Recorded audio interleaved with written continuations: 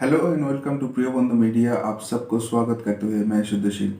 बंगाल का चुनाव को मद्देनजर रखते हुए हमारा टीम जो ओपिनियन उठा के लेके आया है, सर्वे किया है, वही एक एक करके हर डिस्ट्रिक्ट का 23 डिस्ट्रिक्ट है, 294 सीटों है, वो आपके सामने हम रखेंगे। इसके पहले हम कुछ भी जिला आपको दिखाया था। आज हम बात करेंगे दो जिला लेकर, अलीपुरद्वार और दार्जिलिंग हमको आपको दिखाएंगे हम। ये जो सर्वे है, ये सर्वे के लिए डेटा हमने 16 टू 31 जनवरी तक कलेक्ट किया और बंगाल का 45,000 जनता के साथ बात करते हुए इसका डेटा हमने बनाया, ये सर्वे हमने किया है। अलीपुरद्वार जिला है जहाँ पर 5 सीटों है, और उसके बाद दार्जिलिंग जिला है जहाँ पर भी 5 सीटें है। तो वो 10 सीटों का नतीजा आज हमको आपको दिखाएंगे। उसका ओपिनियन सर्वे का रिपोर्ट क्या है वो आपको हम दिखाएंगे। पहले हम बात करते हैं अलीपुरद्वार, जिसका पहला सीट है कुमारग्राम। इस कुमारग्राम सीटों में 2016 में तृणमूल कांग्रेस कैंडिडेट जेम्स कुजू ने यहाँ से जीत हासिल की थी, और उन्होंने आरएसपी के कैंडिडेट मनोज कुमार ओराव को यहाँ से हरा दिए थे। 6,000 से भी ज़्यादा वोटों में तृणमूल कांग्रेस ने यहाँ से जीत हासिल की थी। 2016 का जो इलेक्शन है वहाँ पर तृणमूल कांग्रेस को 37% के आसपास वोट मिला था, जबकि लेफ्ट फ्रंट कांग्रेस अलायंस को मिला था 34%। बीजेपी यहाँ पर करे टक्कर दिए 21% वोट मिला था उनको। 2019 के जब इलेक्शन आई तब यहाँ पर पूरा पलट गया पिक्चर। 39% वोट मिला तृणमूल कांग्रेस के, जबकि भाजपा को मिला था 52%। हमारा जो नवंबर मंथ का से सर्वे था वहाँ पर 38% वोट मिलते हुए नजर आ रहा था तृणमूल कांग्रेस को, जबकि 43% वोट मिल सकती थी भाजपा को।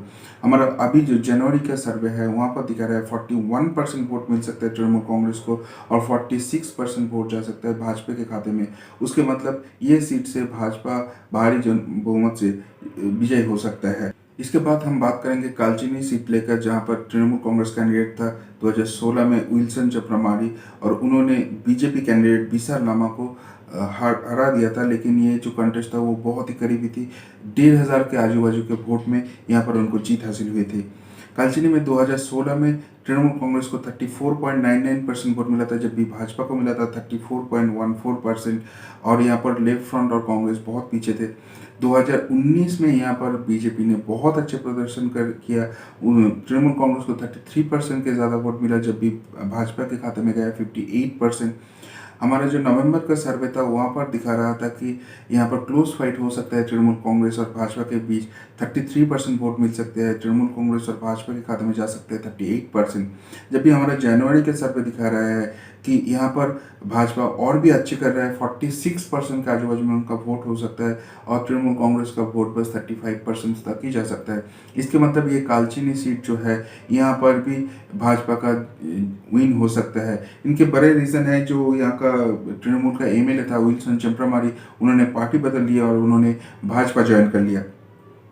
इसके बाद हम अलीपुरद्वार जिले का अलीपुरद्वार सीट लेकर बात करेंगे, जहां पर तृणमूल कांग्रेस का उम्मीदवार थे सौरभ चक्रवर्ती, और उन्होंने कांग्रेस उम्मीदवार विश्व रंजन सरकार को ऑलमोस्ट 12,000 वोटों से यहाँ से हरा दिया था 2016 में।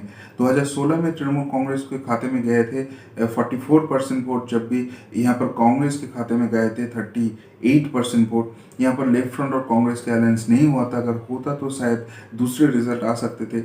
लेकिन 2019 में आए तो देखा यहाँ पर तृणमूल कांग्रेस ने अच्छे खासा वोट गिराया, 36.9% वोट मिला उनको, जब भी भाजपा के खाते में 54 से भी ज़्यादा परसेंटेज आया। हमारा जो नवंबर मंथ का सर्वे दिखा रहा था वहाँ पर क्लोज फाइट था, और तृणमूल कांग्रेस थोड़ा एडवांटेज था। 43% वोट मिल सकते थे तृणमूल कांग्रेस को, और 40% वोट जा सकते थे भाजपा के खाते में। लेकिन अभी के जो सिचुएशन है, जनवरी का जो सर्वे दिखा रहा है वहाँ पर दिखा रहा है तृणमूल कांग्रेस के बाद 34% जा सकता है, 43% वोट मिल सकता है भाजपा को, और इसके मतलब ये सीट से भी जीत हासिल कर सकते हैं भारतीय जनता पार्टी।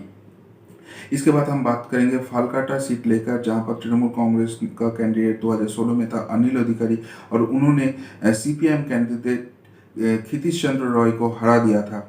लेकिन बाद में ये अनिल अधिकारी का देहांत हो गया था। उन्होंने ऑलमोस्ट 17,000 वोटों में यहाँ से जीत हासिल किए थे। 2016 में तृणमूल कांग्रेस को यहाँ से 43% वोट मिला था, जबकि लेफ्ट फ्रंट और कांग्रेस अलायंस को गए थे 35% के आजू बाजू में। लेकिन 2019 का जो इलेक्शन आया वहाँ पर देखे गए तो तृणमूल कांग्रेस को 39% वोट आया और भाजपा के खाते में गया 52% से भी ज़्यादा वोट। हमारा जो नवंबर का सर्वे था वहाँ पर तृणमूल और भाजपा का क्लोज फाइट दिखते हुए नजर रखते हुए 41% तृणमूल कांग्रेस और 45% भाजपा को जा सकते थे। लेकिन हमारा अभी जो सिचुएशन दिखा रहा है, यहाँ पर भाजपा अपने परिस्थिति और भी मजबूत कर रहा है। 38% वोट जा सकता है तृणमूल कांग्रेस और 47% जा सकता है भाजपा के खाते में। इसके मतलब ये सीट से भी जीत हासिल कर सकता है भारतीय जनता पार्टी। इसके बाद हम बात करेंगे अलीपुरद्वार जिले के आखिरी सीट मादारीहाट लेकर, जहां पर 2016 में बीजेपी कैंडिडेट मनोज टिग्गा ने जीत हासिल किए थे। उन्होंने तृणमूल कांग्रेस का पदम लम्हा को 22,000 से भी ज़्यादा वोटों से यहां पर हराया था। 2016 में 29.51% वोट मिला था तृणमूल कांग्रेस को, जब भी बीजेपी के खाते में गए थे 43% से भी ऑलमोस्ट 44% वोट। और लेफ्ट फ्रंट कांग्रेस का अलायंस बहुत ही पीछे 20% का आजू बाजू में वोट था उसका। 2019 में देखा गया तो वहाँ पर और भी अपना स्थिति मजबूत कर लिया भाजपा ने, उसको 58% से भी ज़्यादा वोट मिली, जबकि तृणमूल कांग्रेस का वोट 31% तक आया। हमारा नवंबर का जो इक्वेशन था वहाँ पर दिखा रहा था 32% वोट मिल सकते हैं तृणमूल कांग्रेस को और 56% वोट जा सकते हैं भाजपा के खाते में। हमारा अभी का जो सर्वे है उस सर्वे में दिखा रहा है कि भाजपा का स्थिति ऑलमोस्ट सेम ही है, 55% तक वोट मिल सकते हैं उनको, और इसलिए यहाँ पर भारी बहुमत से उसको जीत हासिल हो सकता है। तो इसके मतलब अलीपुरद्वार का जो 5 सीट है वो पांचों सीट ही जा सकता है भाजपा के खाते में। जहां पर हमारा जो नवंबर का सर्वे दिखा रहा था 1 सीट जा सकता था तृणमूल कांग्रेस को और 4 सीट मिल सकता था भाजपा को। और अगर आप 2019 का लोकसभा चुनाव देखें तो यहाँ पर जो 5 सीट की बात किया, पांचों सीटों में ही भाजपा का यहाँ पर आगे था भाजपा। और 2016 का इलेक्शन देखें तो वहाँ पर 4 सीट मिला था तृणमूल कांग्रेस को और 1 सीट मिला था भाजपा को। उसके मतलब 2016 से लेकर अभी का सिचुएशन जो है उसमें तृणमूल कांग्रेस का बहुत ज़्यादा नुकसान दिखते हुए नजर आ रहा है। इसके बाद हम बात करेंगे दार्जिलिंग जिला लेकर, जहाँ पर भी 5 सीटों है और इस जिला का खासियत है यहाँ पर गोरखा जनमुक्ति मोर्चा, ये जो पार्टी है इसका ही राज चलता है, इसका ही सपोर्ट में जो रहता है उसको ही अच्छे होता है। दार्जिलिंग जिला का पहला सीट दार्जिलिंग, जहां पर 2016 में अमर सिंह राय ने जीजीएम गोरखा जनमुक्ति मोर्चा का कैंडिडेट हुआ था और उन्होंने तृणमूल कैंडिडेट सातराय सुब्बा को 49,930 ऑलमोस्ट 50,000 वोटों में यहाँ से हरा दिया था।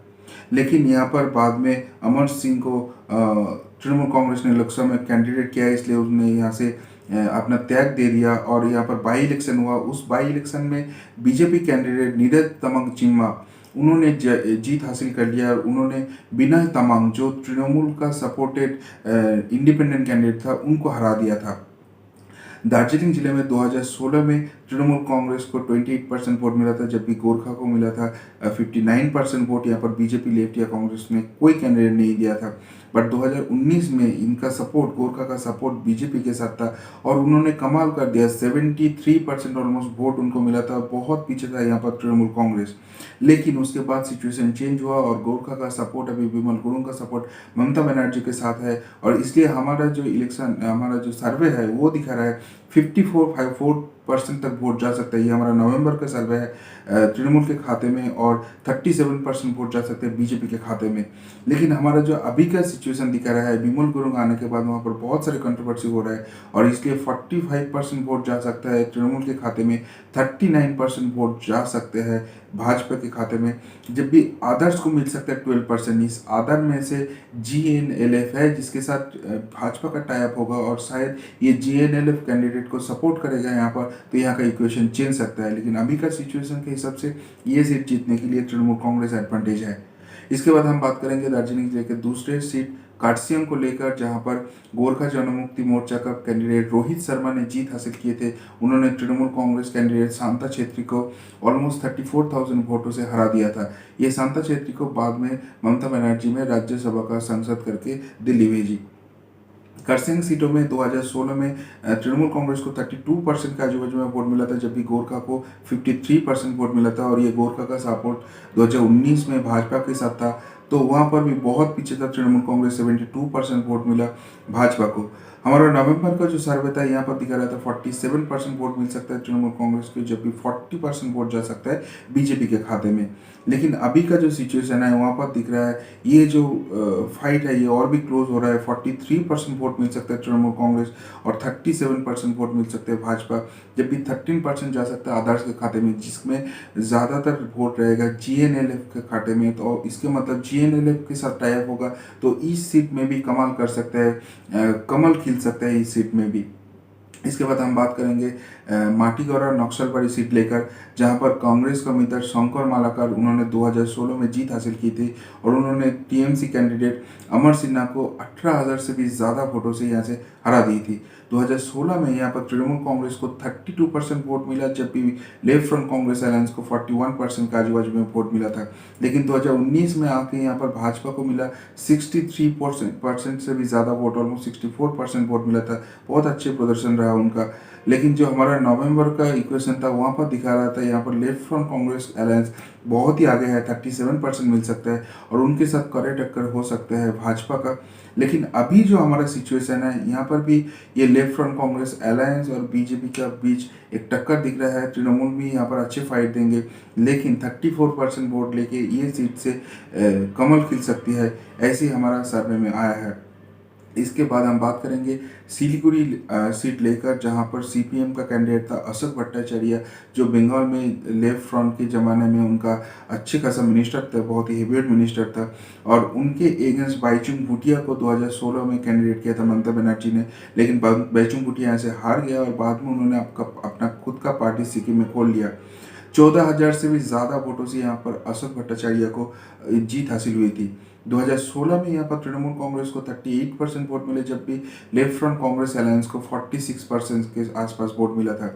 2019 में आके यहाँ पर भाजपा का प्रदर्शन फिर से अच्छा रहा, 61% के बहुत ज़्यादा वोट मिला उनको। लेकिन हमारा जो नवंबर का इक्वेशन दिखा रहा था वहाँ पर भाजपा और लेफ्ट फ्रंट कांग्रेस अलायंस का अच्छी खासा फाइट नजर आ रहा था, क्योंकि अशोक भट्टाचार्य का इस सीट में बहुत अच्छे पकड़ है, उनका खुद का एक कैरिश्मा काम करता है और इसलिए 5% के बढ़त के साथ उसका जीत हासिल हो सकता था। जनवरी का जो हमारा सर्वे है यहाँ पर भी लेफ्ट फ्रंट कांग्रेस अलायंस को ही आगे रख रहा हूँ हम लोग, लेकिन जो टक्कर होगा वो बहुत ही कड़े टक्कर होने वाला है। बट 1% का यहाँ पर डिफरेंस दिख रहा है, इसके मतलब ये सीट कोई भी जीत सकता है। भाजपा बहुत ही अच्छे कर रहा है, लेकिन फिर भी अशोक भट्टाचार्य जो पर्सनल करिश्मा है उसके कारण यहाँ पर लेफ्ट फ्रंट कांग्रेस अलायंस आगे निकल सकते हैं। इसके बाद हम बात करेंगे फांसी देवा सीट लेकर, जहां पर कांग्रेस के उम्मीदवार सुनील चंद्र टिर्के 2016 में यहां पर विजयी हुई थी और उन्होंने तृणमूल कांग्रेस कैंडिडेट कार्लोस लकड़ा को 7,000 से भी ज़्यादा वोटों से हरा दिया था। फांसी देवा सीट में 36% वोट मिला था तृणमूल कांग्रेस को 2016 में, जबकि लेफ्ट फ्रंट कांग्रेस अलायंस को 40% से भी ज़्यादा वोट मिली। लेकिन 2019 में आके यहाँ पर भाजपा को मिला 54%, सबको पीछे छोड़ दिया भाजपा ने। लेकिन हमारा जो नवंबर का यहाँ पर सर्वे था वहाँ पर दिखा रहा था 42% का वोट मिल सकता है भाजपा को, 34% के आजू बाजू में वोट आ सकता है तृणमूल कांग्रेस को। बट अभी हमारा जो इक्वेशन दिख रहा है यहाँ पर तृणमूल कांग्रेस और भी आगे निकल गया, उन्होंने बहुत अच्छे प्रदर्शन कर रहा है, 39% के आसपास उनको सीट वोट मिल सकता है, जबकि भाजपा के पास जा सकता है 35%। लेफ्ट फ्रंट कांग्रेस भी यहाँ पर 21% लेकर कड़े टक्कर दे सकता है। ये सीट में बहुत ही अच्छी एक ट्रायंगल फाइट देख सकता है, लेकिन कहीं जाके यहाँ पर तृणमूल कांग्रेस थोड़ा सा एडवांटेज है। इसका मतलब दार्जिलिंग जिले में जो 5 सीट है वो 5 सीटों में से 3 सीट तृणमूल कांग्रेस के पास जा सकते हैं, क्योंकि हमने देख लिया कि यहाँ पर गोरखा जनमुक्ति मोर्चा तृणमूल कांग्रेस का टाइप होगा, इसलिए सारे सीट तृणमूल कांग्रेस के खाते में जा सकता है। बीजेपी के पास 1 सीट जा सकता है और लेफ्ट फ्रंट कांग्रेस अलायंस के पास 1 सीट जा सकता है। जब भी हमारा नवंबर का जो सर्वे था वहाँ पर दिखा रहा था 2 seat Trinamool Congress, 2 seat left front Congress alliance और 1 सीट भाजपा के पास जा सकता है। 2019 के जो लोकसभा चुनाव है उसको अगर देखेंगे तो वहाँ पर भाजपा को 5 सीट से आगे था, उन्होंने 5 सीटों में उसका लीड था। और अगर आप 2016 का इलेक्शन देखें तो यहाँ पर 3 seat left front Congress alliance को मिला था, 2 सीट गया था उन्नयन और अदर्स, इसके मतलब है गोरखा जनमुक्ति मोर्चा को मिला था।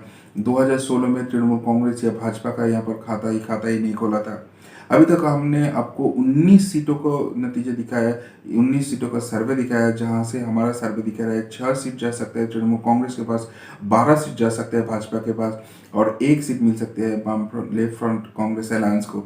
जब भी नवंबर का हमारा जो सर्वे था वहाँ पर 7 को जा सकता था तृणमूल कांग्रेस को, 10 सीट जा सकता था भाजपा को, 2 सीट जा सकता था लेफ्ट फ्रंट कांग्रेस अलायंस को। इसका मतलब तृणमूल कांग्रेस और लेफ्ट फ्रंट कांग्रेस अलायंस दोनों का ही एक एक करके सीट घट रहा है, जिसका फायदा पूरा का पूरा जा रहा है भाजपा के पास। 2019 के हिसाब से ये सीटों से 2 सीटों में बस आगे थे तृणमूल कांग्रेस, 17 सीटों में आगे थे भाजपा। लेकिन वही गोरखा जनमुक्ति मोर्चा विमल गुरुंग अभी भाजपा को छोड़ के ममता बनर्जी को सपोर्ट कर रही है, तो इसलिए ये सारे फायदा तृणमूल कांग्रेस को जा रहा है, 4 सीट उसको ज़्यादा मिल रहा है।